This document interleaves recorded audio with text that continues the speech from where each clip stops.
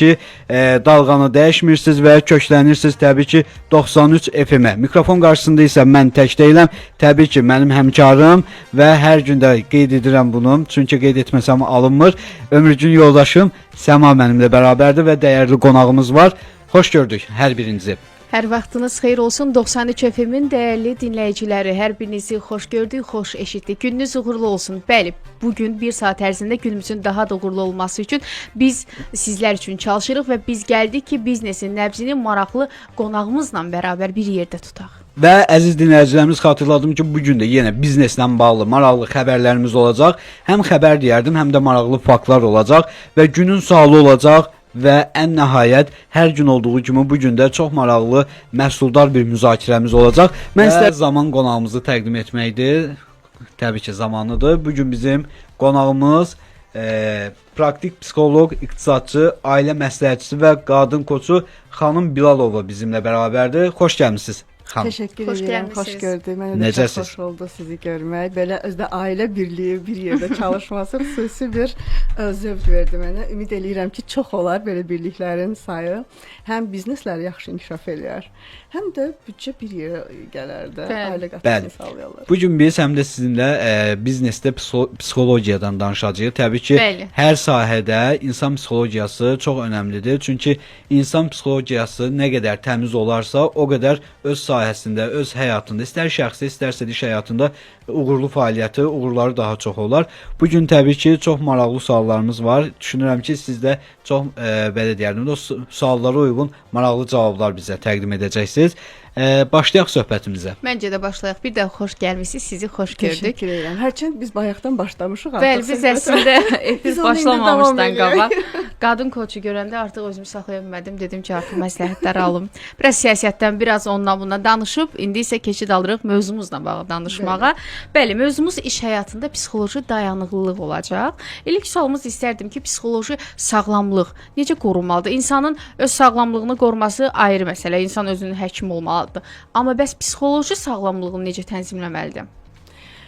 Teşekkür edirəm. Buyurun. Düzdür, şablon olaraq hamı həmişə deyir ki, teşekkür edirəm, gözəl sual. Nə dərəcədə gözəldirsən. Əslində doğrudan çox maraqlı bir sualdır. Psixoloji dayanıqlıq. Biz həyatımızda uşaq vaxtından bu günə müxtəlif etaplardan keçirik, müxtəlif yeniliklər görürük. Bax, bir uşaq nə zaman stres keçirdir? Yeni bir şeylə qarşılaşanda. Məsələn, birinci dəfə bağçaya gedəndə fikir vermişsinizsə, uşaqlar ağlayır adətən, getmək istəmirlər.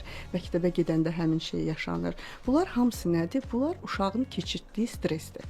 Və müxtəlif stresslər qarşısında insan ya möhkəmlənir, dayanıqlığı artır.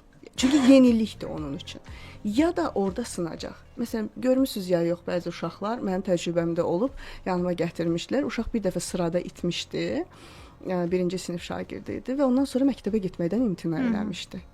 Biz o uşaqla bir xeyləm çalışdıq, ondan sonra onun psixoloji dayanıqlığı yüksəldi, motivasiyası yüksəldi, qorxuları kənarlaşdı və o məktəbə getməyə davam etdi. İnsan da həyatda, bax, yeni bir iş qurursunuz, yeni bir layihə eləyirsiniz, mütləq ki, maneələr sizi gözləyəcək. Əlbəttə. Amma siz ya onu aşacaqsınız, ya da sınıb geri qayıdacaqsınız. Bu ailə həyatında da belədir, bu iş həyatında da belədir. Şəxsi və iş həyatında bəli. Bir-birinizi yeni tanıyırsınız, işinizi də yeni tanıyırsınız. Hətta valideyn olursunuz, övladınızı da yeni tanıyacaqsınız. Siz ya gözəl valideyn olacaqsınız, onu tanıya-tanıya, öyrənə-öyrənə, onu kəşf eləyə-eləyə, öz diktaturanızı yeridə yox. Ya da siz olacaqsınız bizim gördüyümüz o valideynlər, uğursuz valideynlər, hansı ki uşaqlar gəlirlər. Bəzən görürəm verilişlərdə deyirlər ki, uşağı əziyyət çək, böyüt, sonra getsin psixoloqa səndən şikayət eləsin. Əslində öz diktaturasını tətbiq eləməyinə irəli gəlir ki, özünü tanımağına icazə verməyib, artıq o da kiməsə danışmalıdır. Bəli, eynən özünü tanımayan insan nə işində uğurlu ola bilməz. Öz mənini kəşf eləməlidir. Öz mənini kəşf eləməlidir. Bu çox önəmlidir. Mən insanlarla çalışıram. İnsanlar bilmirlər, onlar kimdirlər. Yəni bir məqsəd qoyulmalıdır. O məqsəd uğrunda mübarizə olmalıdır. Həyatda iş və yaxud da hər hansı bir şəxsi məsələlərdə də elədir. Bu siz çox qəşəng toxundunuz. Öz mənini tanımaq. Sən özünü tanımasan, hara gedəcəyini necə bilə bilərsən? Məsələn, nəyi niyə istədiyinizi bilməsəz. Bir qız bir oğlan istəyir, bir oğlan bir qız istəyir. Əgər mən o qızı niyə istədiyimi bilmirəmsə, mən onun arxasındakı yatanları necə görəcəm? Mən axı bilmirəm mən bu qızı niyə sevdim, niyə aldım. Və yaxud bir oğlanı sevdim. Mən onu niyə sevdim ki? Çox maraqlıdır. Elə bilirsiniz, burada söhbət saf sevgidən gedir. Yox. Hər bir münasibətin arxasında, hər bir işin arxasında Maraqlar durur. Maraqlar durur. Bizi birləşdirən nədir? Maraqlar. Mənə maraqlıdır görsən. Bizdə də maraqlar var. Bunu Əsas odur ki, hər məsələdə psixoloji sağlamlığımızı qoruyub saxlaya bilərik, yəni. travmalar olacaq, yıxılmalar olacaq. Çünki gözləmirdiniz, nəzərə almırdınız, bilmirdiniz. Amma nəzərə almaq lazımdır, elə deyil. Bir işə başlayırsa çətinliyini gözə almaq lazımdır. Mütləq. Bizdə insanlar istəyir ki, məsələn bir iş qurur, bir biznes qurur.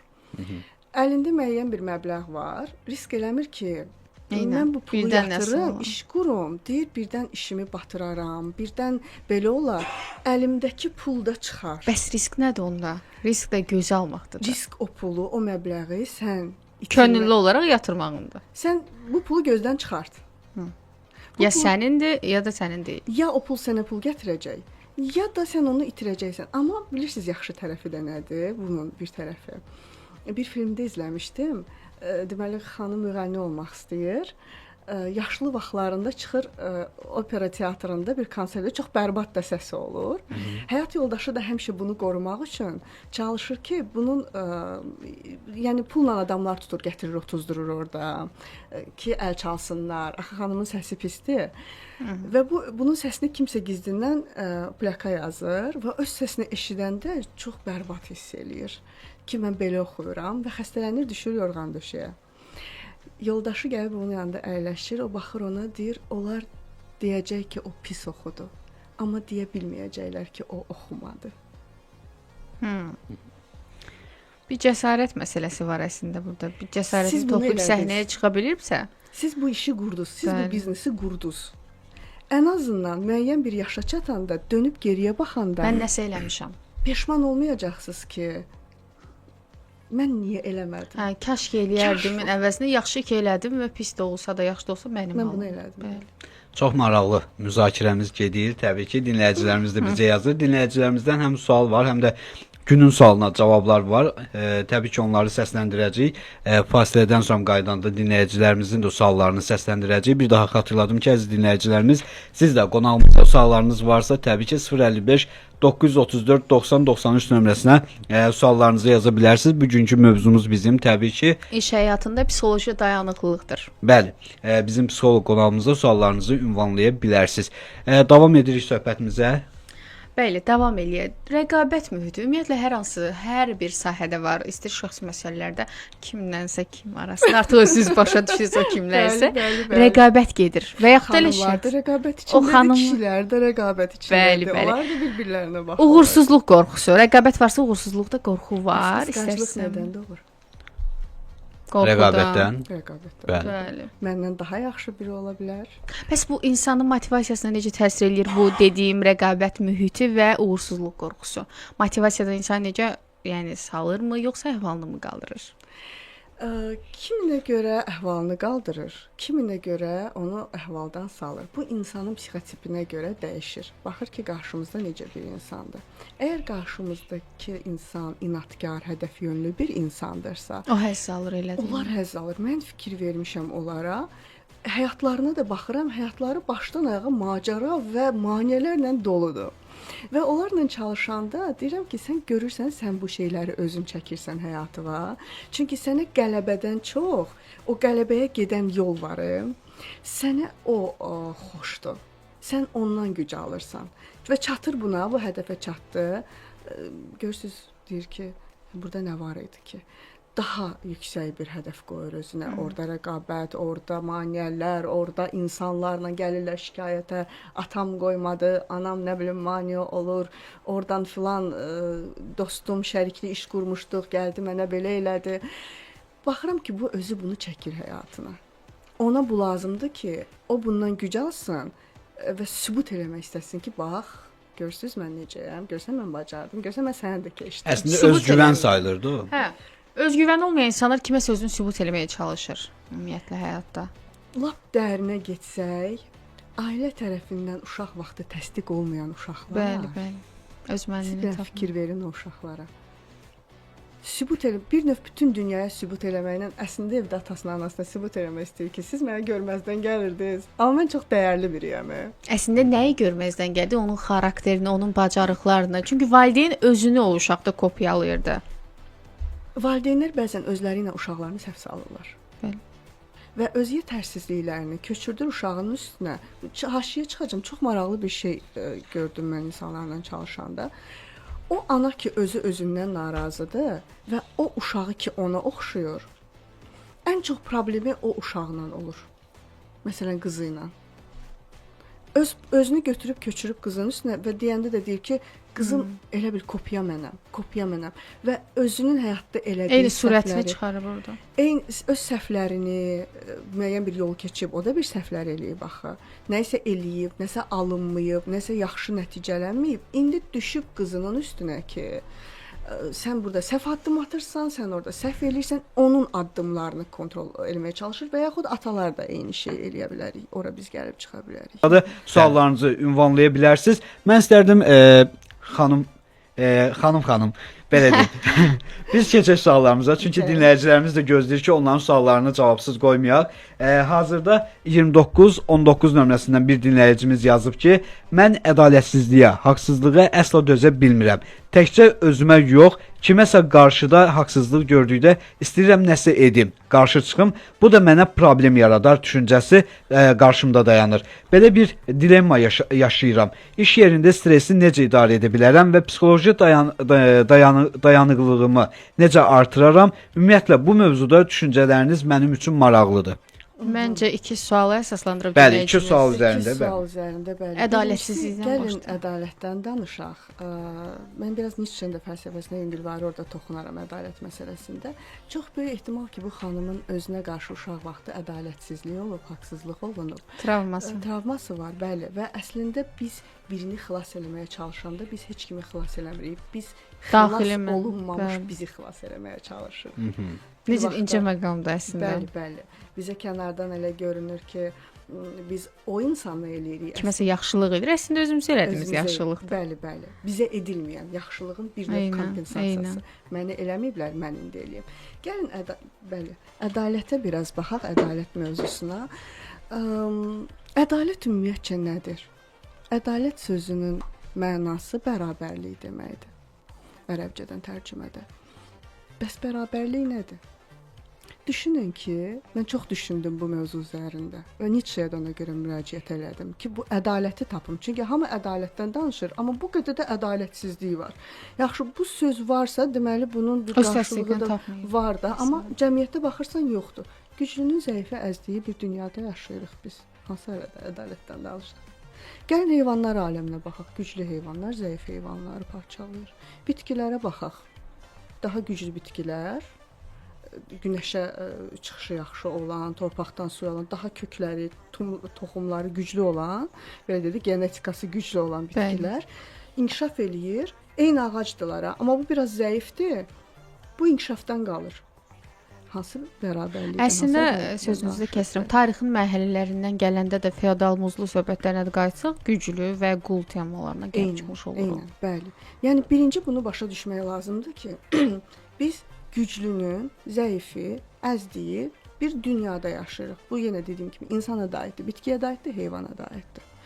Bir. İkincisi, mən ədalət sizdən tələb eləyə bilmərəm əgər bizim güclərimiz bərabər deyilsə. Nə dedik? Ədalət bərabərlik deməkdir də. Yadınızda uşaq vaxtı yellənçək var idi. Biz ona batman tərəzi deyərdik. Bir tərəfində biri otururdu uşağın, bir tərəfində. İndi də var. Belə yellənərdi. Çəkisi ağır olan, çəkisi yüngül olanı həmişə yuxarıda saxlayırdı. Bəli. Onun çəkisi azdır deyə, çəkisi ağır olan onu yuxarıda saxlaya bilir. Onun hərəkətini idarə eləyə bilir bu çəkisi ağır olan. İdarə etmə ələ alıb da, yəni bir sözlə. Eynən, bəli. Deməli, mən o zaman ədalət tələb eləyə bilərəm sizdən ki, bizim güclərimiz yaxın bərabərlikdə olsun. Orada hardasa mən sizə söz haqqım ola bilər, hardasa mən sizdən nəsə tələb edə bilərəm. Amma mən gəlim sizin emosiyalarınıza toxunum və manipulyasiya eləyim ki, mən bir vaxtlar sənə belə eləmişdim, sən indi mənə qarşı niyə belə haqsızlıq eləyirsən? Bir dəfə mən sizi manipulə edəcəm, 2 dəfə mən sizi manipulə edəcəm, 3-cü də alınmayacaq. Xanımın sualına qayıt, yəni xanım birinci ədalətin nə olduğunu özü başa düşməlidir. Bu bir. Və öz problemini özündə həll etməlidir. O içindəki uşaqla barışmalıdır. Onun üçün seanslara getmək lazımdır. Onun üçün seanslara gedə bilər, müxtəlif terapiya üsullarına müraciət edə bilər. Bizim dinləyicimizin ikinci sualı isə belə idi ki, iş yerində stressi necə idarə edə bilərəm və psixoloji dayanıqlılığı necə artıraram? Yəni mövzusuna bağlı sual verib iş həyatındakı psixoloji dayanıqlığa söykən. Bəli, stressin idarə olunması, okey. İşləyirsiniz, işiniz stressiz olmur ki. Hər işin stressi var. Hər işin stressi var. Bizim də işimizin öz stressi var. Hər bir işdə, tək işdə yox, ailədə də, münasibət, oğlan-qız münasibətlərində də bunsuz mümkün deyil. Sadəcə, bəli, bunu idarə eləmək olar. Mən özlüyümdə bir şey tapmışam, bir çıxış yolu tapmışam stressin idarə edilməsində. Çox da hər şeyi ciddi almaq lazım deyil. Ciddi almaq. Hər şeyi həyatın axarına buraxmaq lazımdır. Biraz həyatın axarına buraxmaq lazımdır. Sonuçda nəticə etibarilə bizdən əvvəl əsrlər öncə nə qədər insanlar yaşayıb, nə qədər insan dünyasını dəyişib. Bir zamanlar biz də dünyamızı dəyişəcəyik. Gələcəklər Novruz bayramında, yeni ildə mollanı çağıracaqlar, cibinə pul verəcəklər, deyəcəklər atamla anamın ruhuna bir dənə Fatihə oxu. Yəni axırımız budursa, axırımız ölümə gedən bir yoldursa, biz niyə hər şeyi bu qədər ciddi alırıq ki? Doğrudur. Bir dəfə Avropada olanda deməli getmişəm Bonaparte Napoleonun orada vannasını saxlayıblar. Yazıblar da üstünə filan əsrlərdə Roma legionları gəlirdilər orada istirahət edirdilər döyüşlərdən sonra. Belə baxıram o vannaya, belə dəyməyiblər də necə var elə də saxlayıblar. Baxıram deyirəm, hardasan ay Napoleon? Gəlmişəm Azərbaycandan, indi baxıram ki, sən bu vannada çimirdin. Yəni kimlər gəlmiş, kimlər keçmiş. Biz amma keçəcəyik. Bəli, biz hamımız belə düşünürük. Dildə deyəndə bu ifadələri işlədirik, amma real həyatımızda hamımız narahatıq. Düzdürmü? Çünki dildə deyir ya. Bəli. Məsələ ondadır. İnsanlar bunu dildə deyir. Mən dildə deməkdən danışmıram.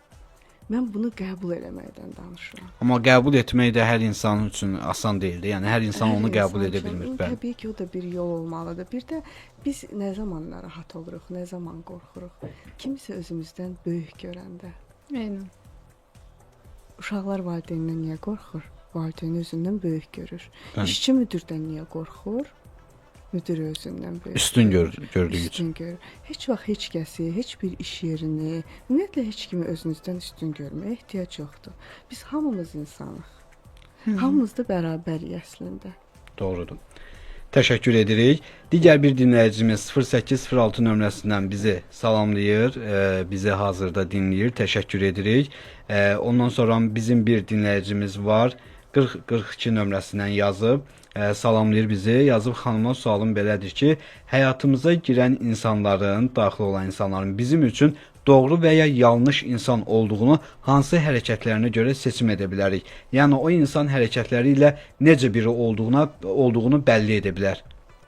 Əlbəttə ki, hər bir həyatımıza girən insan əslində biraz daha dərinə enim, biraz Jungun nəzəriyyəsindən icazə ver, vaxtımız varsa biraz danışa bilərəm, biraz enəyə ora.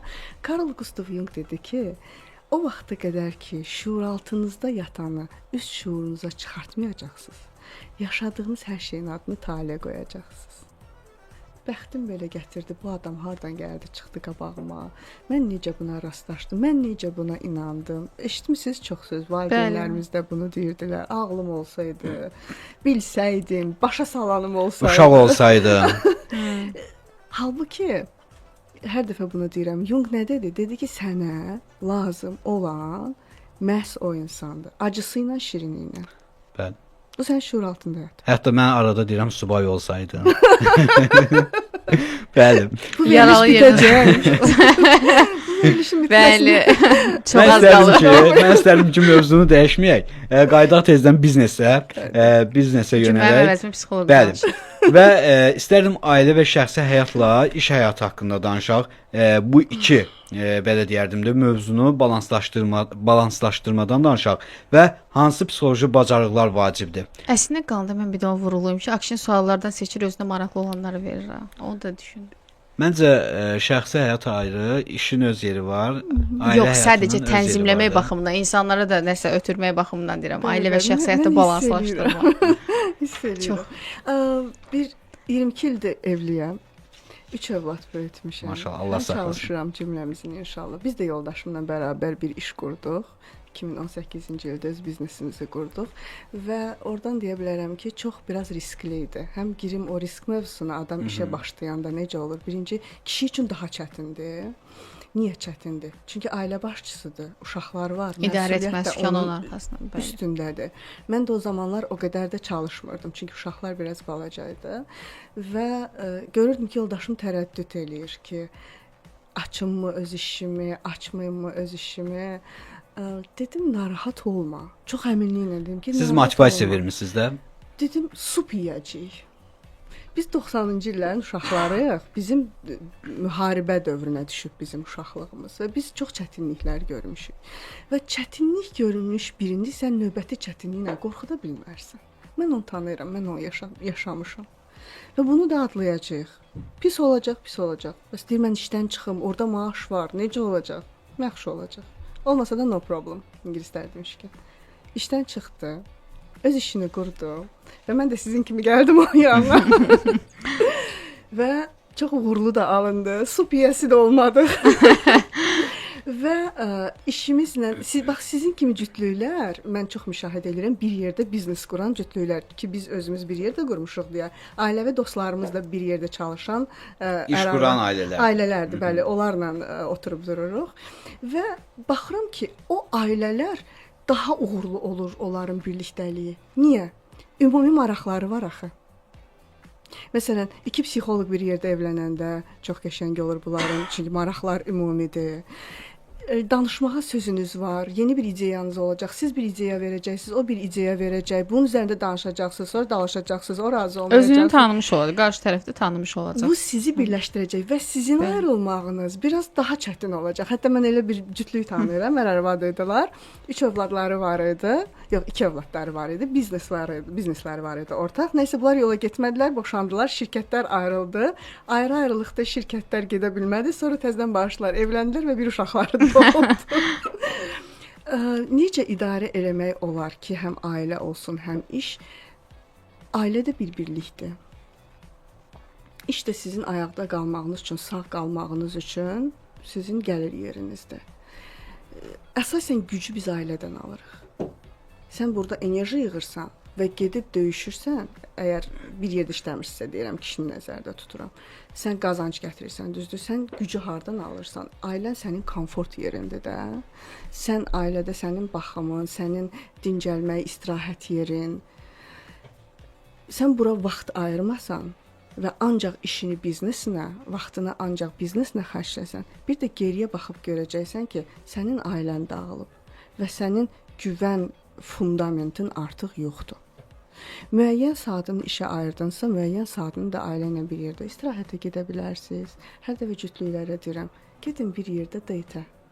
Gedin bir yerdə oturun, kofe, nasıl verirsiniz? Nəyi dəyişir ki? Gedin bir istirahət mərkəzinə. Oturun, danışın, bir-birinizi təzədən tanıyın. O qədər yeni şeylər tapacaqsınız ki. Və özünüzü inkişaf elətdirin. Heç vaxt istər iş yerinizdə olsun, istər ailədə olsun, ilk vaxtınızda necə idinizsə, elə qalmayın. Hər dəfə elə dəyişin ki, müdiriyyət sizə baxanda desin ki, bu gələndə belə deyil idi. İndi bu qəribə işlər görür. Və yaxud həyat yoldaşlar, evlilikdə də elə. Hər dəfə qadınınız sizə biraz daha heyran olsun. Hər dəfə bəyiniz sizə biraz daha çox heyran olsun. Yəni dünənki özümüzdən bir addım öndə olmalıyıq. Bilirsiniz, rəqabətdən bayaq danışdıq biz. Tək rəqabət var idi, orada rəqabət adlı sual var idi. Biri var paxıllıq, biri var rəqabət. İndi mən sizə desəm ki, xanımlar kişilərə paxıllıq eləyir, bəlkə də çoxları məni linçləyər buna görə. Amma mən xanımlarla çalışıram və görürəm ki, xanımlar bəylərə paxıllıq eləyir. Nəyə məsələn? Xanımlar biraz paxıl olur. Bəli. Yox, xanımlar paxıl olmur. Bunu belə yazmayaq, xahiş edirəm. Nəyə əsasən paxıl? İndi mən izah eləyəcəm niyə. Bizə uşaq vaxtı məsuliyyət çox qoyulur xanımlara. Bizim cəmiyyətdə qadınlara məsuliyyət Yük çox qoyulur, yük çox bəli. qoyulur və müəyyən normativlər var. Biz onlara riayət eləməliyik. Bəli. Amma bu oğlandır. O nə olar? Saat neçədə gəlir, gəlsin. Saatlar danışacağımız mövzudur əslində bu. Bəli. Fərqindəlik, ayrımcılıq. Bəli. Və indi biz evlənirik. Qadına nə deyiblər? Tapşırıblar ki, kişi öl dedi, ölürsən, qal dedi, qalırsan da. Məsələn, buna riayət etməlisən. Özü də geyin dəyinini. Hara geyirsən? Heç nə uşaqlar çağırıb geyirəm uşaqlarla çay içəyəm. İndi xanım da dursun əynini geyinsin, həmin moment kişi desin ki, sən hara geyirsən, dedik qızlarla çağırıb geyirəm qızlarla kofe içməyə. O lüksumuz varmı? Yox. O bir bəlkə İmkan vermək. Amma məncə burada bir məsələ var da, xanım və bəy məsələsi var da. Mənə olar, sənə olmaz Niyə, deyə. niyə? Məncə bəylər daha sərbəst. Çünki Yəni bu elə əvvəldən yəni- belə olubdu, yəni Ay. əzəldən belə olub. Xanımlar üçün müəyyən qədər o qadağaların olması məncə normaldır. Niyə? Bilirsən ki, adı ona üzərində inanmışıq. xanım. Niyə? Məncə Kimə xanımlar hər zaman diqqətli olmalıdır, qorunmalıdır. Mən belə görə? Bu fikirləşirəm. qoruma adı altında baskı olmasın. Bu məncə baskı sayılmır axı, tam baskı deyil.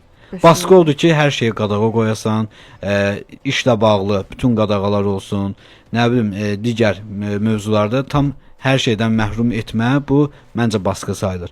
Amma sizin dediyiniz məncə tam baskı deyil. Siz deyirsiniz ki, hə qismən azadlıq verirəm, buna şükür eləsin. Məncə yəni kişilərin etdiyi hər şeyi xanımların etməsi, nə bilim, məncə dinləyicilərimiz Yəni ayrımcılıq olmalıdır deyir, mədəni ayrımcılıq. Dəstəkçilər toplamayın. O qız bürcüdür, sizi manipulyasiya eləyəcək. Amma özünüzə gəlsiz bir psixoloqsuz. Xanım xanımdır da məncə. Gəlin belə deyək. Əgər sizin mən paxıllıqdan danışıram. Niyə deyirsiniz ki, qadınlar paxıl olur? Bax, biz bir evdə yaşayırıq, 2 uşağıq, lap 2 qardaşıq götürün. Heç bacım deyil. Bir qardaşa hər şeyə icazə verirlər evdən. Ona hər şeyin ən yaxşısını alırlar. Bu birisi qardaşa eləmirlər. Mənim o qardaşıma paxıllığım normaldır yoxsa normal? Normaldır. Eynən. Biz bir evin içində İstər yaşayırıq. paxıllıq, istər qısqanclıq bu normaldır. Biz bir evin içində yaşayırıq, ər-arvadıq. Və bilirsiniz, biz bir cinslə dünyaya gəlməyimiz o demək deyil ki, bizim ruhumuz. Yox, burada indi bir məsələ var da, ailə başçısı, ailəni idarə edən şəxs və bir də qarşı tərəf. Amma qaldı bacı qardaşdır məsələsi, o tam ayrı Siz məsələdir. iyerarxiyanı qoyun zəhmət olmasa qırağa. Mən bu dəqiqə başçıdan, təbədən, tabe olandan, quldan, Tam ayrı-ayrı feodalizmdən mövzular da. danışmıram. Mən insan olaraq götürürəm. Düşünün ki, yoxdur da, nə ailə başçısı anlayışımız yoxdur, nə iyerarxiya yoxdur. İki insandan söhbət gedir. Bütün bu dəyərləri qoyun kənara. Aha. İkimiz də bir evdəyik. Bəli. Sizə dostlarınız zəng eləyir. Aha. Deyir ki, gəl axşam düş aşağı gedək məhəllədə oturaq danışaq. Xanım qaldımı tək. Fakt siz onu qoydunuz getdiniz. Onlarla sosial çevrəniz var da, Bəli. vaxt ötürürsüz. Xanım qaldı evdə tək. O da istəyir axı getmək. Getmək istəyir. Ayşə Salyana bir yerdə gedirik bundan sonra. Birazdan Salyana gedəcək, tək qalacaq. Mütləq, mütləq. Mən şəxsən elə eləyirəm. Gedirsiniz. Yəni biz həyat yoldaşımla 24 saat bir yerdəyik. Və mən öz ailəmdə bunu qoydum ki, niyə sənə olar, mənə olmaz. Qərarlarımız Biri dəyişdi. mənə onu izah eləsə, biri mənə onu izah eləsə ki, niyə onu olar, mənə yox, izah eləyə də bilməzlər. Söhbət çünki burada qalırlar kənarda. yəni mümkün deyil. Kinoya bir yerdə pajalosta. Bəs heç bir mövzuda ayrımcılığınız yoxdur? Məsələn. O məsələn sizdən soruşuram ki, yəni hər hansı bir mövzuda o qarşı tərəfdir, o ailə başçısıdır və ya o kişidir. Ona olar, mənə yox dediyiniz bir məqam yoxdur. Yoxdur. Çünki insan faktorundan Sadəcə cinsə görə danışıram. fərqlənir. Baxın, bizim hansısa bir cinsdə doğulmağımız, sizin seçiminizdə olan Xeyr. doğulmağınız, sizin Xeyr. seçiminiz olub Xeyr. qadında, yox. Biz bax mən kiməm dediyə bayaqlarım. Psixologiyada biz bunu biraz terapiyada eləyirik. Deyirik ki, gəlin, qırağa qoyaq ki, məsələn mən sizdən soruşam, siz kimsiz, nə deyərsiniz? Şəxs olaraq, yoxsa Sadəcə sual təqdimat verirəm, olaraq. deyirəm, siz kimsiz? İnsan. Nemətov Akşin. Nemətov Akşin. İndi gəlin bunu biraz açaq. Mən sual vermirəm axı ki, sizin adınız nədir? Çünki Bilirəm. dünyaya gələndə bir ad Yəni hər kəs bir verməlidirlər də. şəxsiyyətdir də, yəni belə izah eləyim. Aha, onu da qoysam kənara. Şəxs soruşmur. Mən sizin cinsinizi soruşmuram, adınızı soruşmuram, hansı soy kökdən kimin oğlu və yaxud kimin qızınızın olduğunu soruşmuram. Bunların hamısını qoysaq kənara. Hansı peşənin sahibi olduğunuz onu da soruşmuram. Soruşsam siz kimsiz? Nə cavab verərsiniz? Valla cavabları verdim, cavab tapmıram. Cavabı sizdən gözləyirəm. Bax, əsl cavab. Onu tapandadır ki, mən adımı, soyadımı, nəslimi, kökümü... Əslində bir insan, sizdə də eyni cavab almaq olar, məndən də. Ortaq cəhətimiz bir insan olmağımızdır. Ortaq cəhətimiz bilirsiniz nədir? Biz cismin əsiri olmuş bir ruhuq. Dırdıq diqqətinə dinləyicilərimizin. Söhbətimizi davam edirik, bəli. Çünki vaxtımız çox azdır. Ona görə də bizim dəyərli qonağımıza suallarımızı istəyərdim ki, ünvanlayaq və bizdə... Mən əsasən istərdim ki, bu məqamda dinləyicimizdən gələn rəyi psixoloqumuzun nəzərinə çatdırım. Belə ki, dinləyicimiz qeyd eləmişdi ki, hər zaman başqalarının gözləntilərinə uyğun olmağa çalışıram, amma bu məni yorur müəyyən müddətdən sonra. Özümü daha necə yaxşı ifadə edə bilərəm? İzləyicimiz sadəcə özünü sevmir. Özünü sevmir. Özünü sevməyən insan başqalarının gözləntilərinə xidmət etməklə məşğul olur ki, mən ona nəsə eləyim, o məni çox istəyəcək. Mən onun üçün bunu eləsəm, o məni çox istəyəcək. Yəni əslində o niyə başqalarının gözləntilərini həyata keçirtməyə çalışır? Nə almaq istəyir müqabilində? İnanmıram ki, o pulu almaq istəyir. Sevgi. Bəzən deyir bir yudum sevgi. İnsanların sevgiyə ehtiyacı var. Sevgiyə ehtiyacı var. Sevgi istəyir. Bəs özünü çox tək hiss edən insanlar da var, hansı ki yazıblar ki, bu mənim həyatıma çox pis təsir edir ki, özümü çox tək hiss edirəm, tənhalıq hissi. Yəni bununla necə başa çıxa bilərlər tam olaraq? Birinci onu dərinə baxmaq lazımdır ki, niyə bir insan özünə təkliyə məhkum buraxıb? Ətrafda bu qədər insanlar var. Çox böyük ehtimal ki, o izləyicimizin güvən problemi var, insanlara güvənmir. Daim hamıdan təhlükə gözləyir. Problemi yəqin travmadan qaynaqlanır. Travmadan qalır və qorxuları çoxdur. Qorxuları ilə üzləşməyi bacarmalıdır, qorxuların üstündən gəlməlidir. Bu həyatda qorxularımızı yenməsək, Türklər demişkən, biz nə işimizdə, nə ailəmizdə, nə valideynliyimizdə biz uğurlu ola bilməyəcəyik. Çünki daim qorxacağıq, övladımızı itirməkdən qorxacağıq. Həyat yoldaşımızı itirməkdən qorxacağıq, işimizi itirməkdən qorxacağıq. Və necə bizi qarşıda gözləyən yeniliklərdən özümüzü məhrum buraxacağıq. Bəlkə yeni insanlardan, bəlkə yeni şanslardan, yeni fürsətlərdən. Təşəkkür edirik. Mən onu qeyd edim ki, mən bir insanın səs tonundan daha çox manipulyasiya oluram və sizin səs tonunuzdan 1 saatlıq efir müddətində manipulyasiya oldum sözün əsl mənasında. Və son olaraq dinləyicilərimizə nə demək istərdiniz? İçinizdən gələnləri bölüşərdiniz. Mövzumuz biznes daha yönümlü olduğu üçün demək istəyərdim ki, hər şeyin ilki insanı çox qorxudur. Niyə qorxuruq?